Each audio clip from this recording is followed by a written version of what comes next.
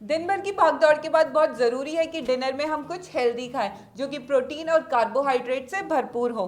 तो मैं निशा लेके आ रही हूँ ऐसी 3 डिनर की हेल्दी रेसिपीज जो कि न्यूट्रिशन से तो भरपूर है ही है, साथ ही इसे बहुत आसानी से हम बना भी सकते हैं। और अगर ये वीडियो पसंद आए तो इसे लाइक और शेयर करें और नीचे रेड बटन को क्लिक करके मेरे चैनल को भी जरूर सब्सक्राइब करें। तो चलिए शुरुआत करते हैं। पहले हम बनाएंगे ये मजेदार पनीर पुलाव, जिसके लिए 1 गिलास चावल को अच्छे से 1 से 2 पानी में धोकर भिगोने के लिए रख दें। ऐसा करने से ये बहुत ही खिले खिले और सॉफ्ट बनेंगे। और अब दूसरी तरफ एक कढ़ाई में तेल डालकर उसे गरम कर लेंगे और छोटे छोटे पनीर के क्यूब्स डालकर इन्हें गोल्डन ब्राउन होने तक फ्राई कर लेंगे। तो यहाँ आप देख सकते हैं कि कितने अच्छे से गोल्डन ब्राउन हो गए, तो इन्हें बाहर निकाल लें। इसी तरीके से बाकी पनीर को भी फ्राई कर लें और एक प्लेट पे बाहर निकाल कर रख दें। इसे हेल्दी बनाने के लिए हम गर्म पानी में नमक डालकर सोया चंक्स को भी बॉईल करेंगे। इनमें बहुत प्रोटीन होता है, तो इन्हें पानी में एक उबाल आने के बाद बंद कर दें और पानी सारा निकाल कर इन्हें भी अलग रख दें। अब एक कुकर में 2 बड़े चम्मच घी डालकर घी को गरम कर लें। घी के गरम होते ही इसमें तेज पत्ता,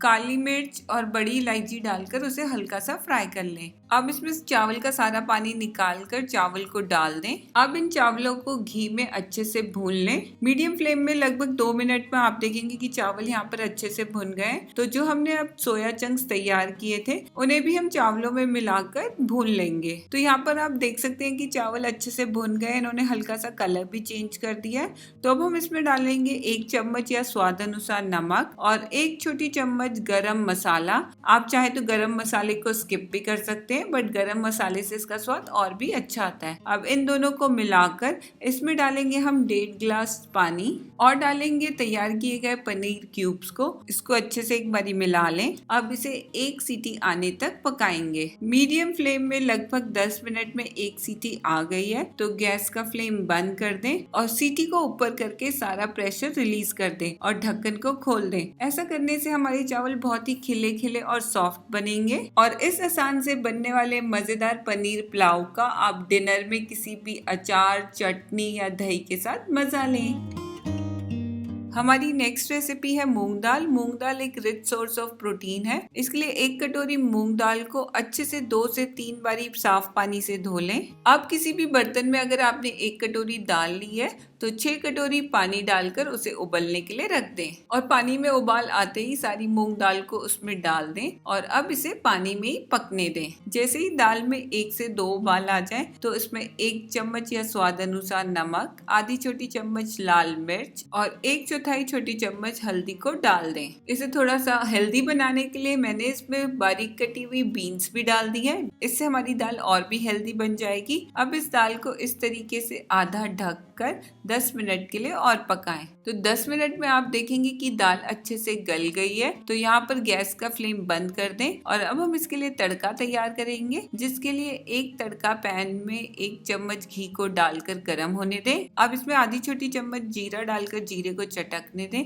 साथ ही में डालें बारीक कटा हुआ लहसुन और हरी मिर्च और इसकी हल्का सा भूनते इसे डाल दें अपनी तैयार की हुई दाल में। और देखा ना कितनी आसानी से और झटपट बन गई हमारी मजेदार मूंग दाल। और इस दाल का मजा लें आप रोटी और सैलेड के साथ। अब हम बनाएंगे सत्तू के पराठे। इसके लिए सबसे पहले आटे को गूंद लें, जिसके लिए 1 कटोरी आटे में 1 चम्मच तेल और 1 चम्मच नमक डालकर उसे सबसे पहले गूंद लें। हमें इसका सॉफ्ट आटा लगाना है। सत्तू अपने आप में ही एक कंप्लीट आहार है, क्योंकि इसमें भरपूर मात्रा में प्रोटीन, फाइबर, कैल्शियम, आयरन और मैग्नीशियम होता है। तो यहाँ पर आटा लग के तैयार है और अब इसे ढककर 15 मिनट सेट होने रखते हैं। डो जब तक सेट हो रहा है हम इसकी स्टफिंग तैयार कर लेंगे। इसकी स्टफिंग के लिए हम लेंगे आधा कटोरी सत्तू और अब इसमें डालेंगे बारीक कटी हुई हरी मिर्च, कसा हुआ अदरक, बारीक कटा हुआ हरा प्याज, ये ऑप्शनल है, बारीक कटा हुआ हरा धनिया, दरदरा कुटा हुआ धनिया और भुना हुआ जीरा पाउडर। टास्क के लिए मैंने इसमें नींबू का रस भी डाला है। स्टफिंग को आप अपनी पसंद के अनुसार कैसी भी बना सकते हैं। और अब हम इसमें डालेंगे 1 चम्मच सरसों का तेल। इन सबको आपस में मिला लें और सभी चीज़ों को मिलाने के बाद अब इसमें हम डालेंगे बहुत थोड़ा सा पानी। पानी हमें इतना ही डालना है कि ये बिल्कुल इकट्ठा सा हो जाए। अगर आपको ये सूखा लग रहा है तो आप इसमें थोड़ा सा पानी और डाल दें।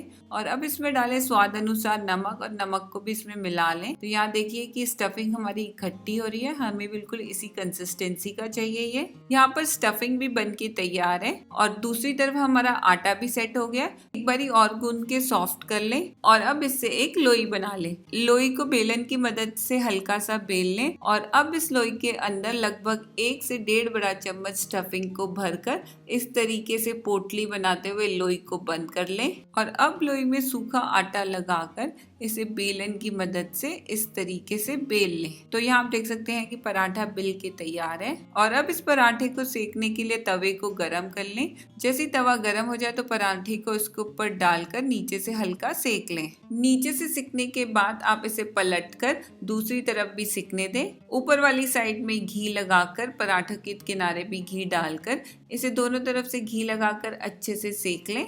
यहाँ पर ये दोनों तरफ से अच्छे से सिक गया है तो इसे निकाल कर प्लेट में रख दें और इसी तरीके से बाकी पराठों को भी सेक लें।